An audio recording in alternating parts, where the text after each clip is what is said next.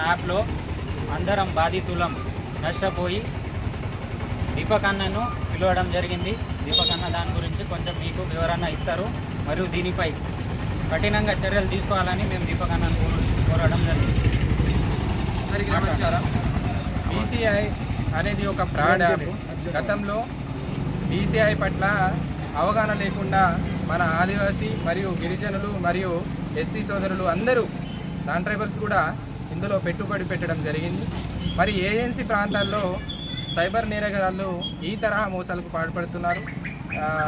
1000 రూపాయలు ఇస్తే 2000, 2000 ఇస్తే 4000, 4000 ఇస్తే 8000 ఇట్లా ఒక మైండ్ గేమ్ ఆడుకుంటూ అమాయక యువతని బమ్మెపెట్టి వాళ్ళు ఏజెంట్ల ఆసరని ఏజెంట్లకి లక్షలు ఇచ్చేసి అలా ఆ లక్షలు మీరు కూడా సొంతం చేసుకోవచ్చు.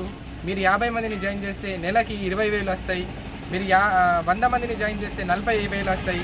మీ జీవితాలు బాగుపడతాయి.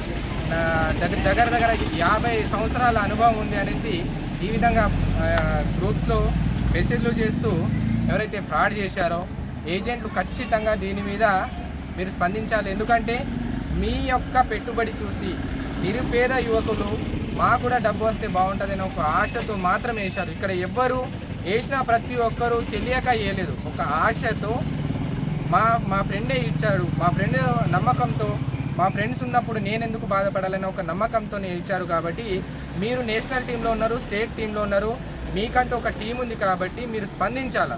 ఇలా ఎందుకు మోసం జరిగింది? ఒక్కొక్కడు నాన్నూరులోనే 90 నుంచి 1,50,000 వరకు డిపాజిట్ చేశారు. మరి ఆ డబ్బులు ఎట్లా రికవరీ ఇవ్వాలో మీరే బాధ్యత వహించాలి. ఎందుకంటే ఫస్ట్ నాన్నూరు కానీ ఉమ్మడి గాదిగూడ కానీ ఆదిలాబాద్ జిల్లా కానీ ఈ లింక్ ఎక్కడి నుంచి వచ్చిందో ఈ లింక్ని మీరంతా ఏ విధంగా ఇచ్చారు? అసలు లింక్ని మీరు ఇవ్వబట్టే ఈరోజు ఇలా జరిగింది. కాబట్టి ఆ లింక్స్ బాధితులు ఎవరైతే ఖచ్చితంగా స్పందించి మా యువతికి న్యాయం చేయాలి. లేని పక్ష